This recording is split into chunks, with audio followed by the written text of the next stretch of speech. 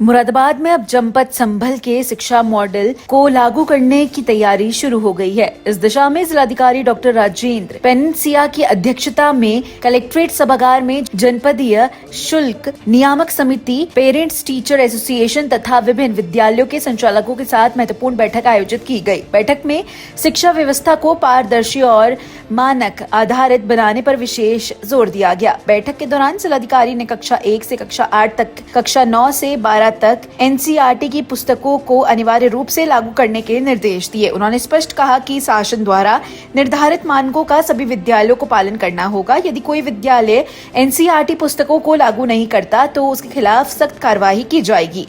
जिलाधिकारी ने कहा कि शिक्षा का उद्देश्य बच्चों को बेहतर भविष्य देना होना चाहिए और सभी विद्यालयों को इसी सोच के साथ कार्य करना चाहिए। उन्होंने विद्यालयों में ड्रेस बदलने, पुस्तकें बदलने तथा फीस बढ़ोतरी जैसी मामलों को गंभीरता से लेते हुए इनके सत्यापन के निर्देश दिए। इसके लिए विशेष जांच समिति गठित की जा रही है, जो 15 दिन के भीतर प्रत्येक विद्यालय के रिकॉर्ड की जांच कर अपनी रिपोर्ट प्रशासन को सौंपेगी।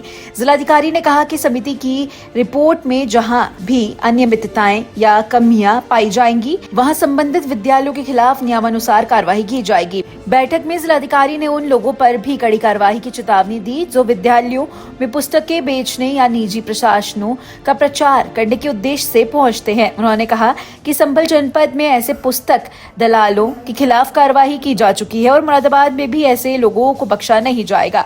इस दौरान अभिभावक संघ के पदाधिकारियों ने कुछ विद्यालयों द्वारा फीस बढ़ाने और एनसीईआरटी पुस्तकें लागू न करने का मुद्दा उठाया। जिलाधिकारी ने भरोसा दिलाया कि इन समस्याओं का समाधान कराया जाएगा और किसी भी स्थिति में मनमानी फीस वृद्धि स्वीकार नहीं की जाएगी। उन्होंने स्पष्ट कहा कि फीस किसी भी कीमत पर नहीं बढ़ने दी जाएगी। वहीं मुरादाबाद पब्लिक स्कूल एसोसिएशन के पदाधिकारियों ने कहा कि विद्यालयों का उद्देश्य केवल बच्चों को बेहतर शिक्षा देना है और वे सरकार के दिशा निर्देशों का पालन करने के लिए प्रतिबद्ध हैं। बैठक में मुख्य विकास अधिकारी, जिला विकास निरीक्षक, ज्वाइंट मजिस्ट्रेट, महापौर सहित मुरादाबाद महानगर के बड़ी संख्या में इंग्लिश मीडियम स्कूलों के प्रधानाचार्य और डायरेक्टर उपस्थित रहे।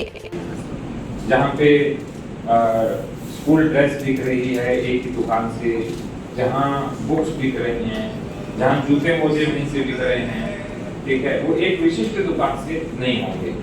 यदि मुझे एक भी शिकायत मिली तो मैं भी 100% जांच कराऊंगा और मैं कार्रवाई करूंगा।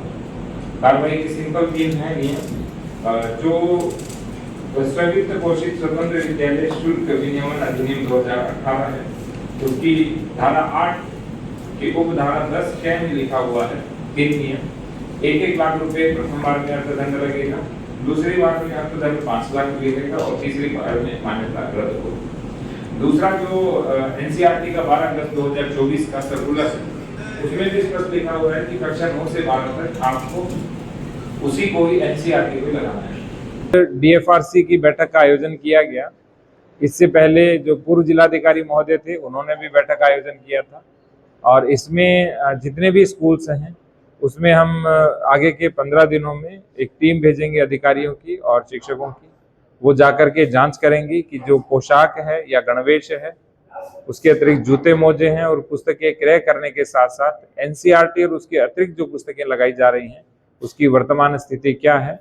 और उसके बाद हम जो 2018 का अधिनियम है और 2024 का जो आदेश है सीबीएसई का, उसके अकॉर्डिंग आगे कार्रवाई करेंगे और आगामी डीएफआरसी की बैठक में निर्णय लेंगे। दंड की बात करें, देखिए, यदि 2018 के अधिनियम और 2024 के नियम का कोई उल्लंघन करता है तो प्रथम बार उस पर 1 लाख रुपए अर्थदंड लगेगा, दूसरी बार में 5 लाख रुपए अर्थदंड लगेगा और तीसरी बार में उनकी मान्यता रद्द होने की कार्रवाई आरंभ हो सकती है। तो ये सभी को पता है, चाहे सहोदय संस्था है या मैप्स है या पेरेंट्स एसोसिएशन है और बाकी भी जो विद्यालय हैं, हमने सबसे बैठ के बात की है और ये जो सारी बातें हैं हम बैठ के बात करेंगे। आगामी बैठक में निर्णय होगा, कोई भी एकांतिक निर्णय नहीं होगा। डीएफआरसी बैठक एज वेल एज सारे स्कूल्स और पेरेंट्स उसमें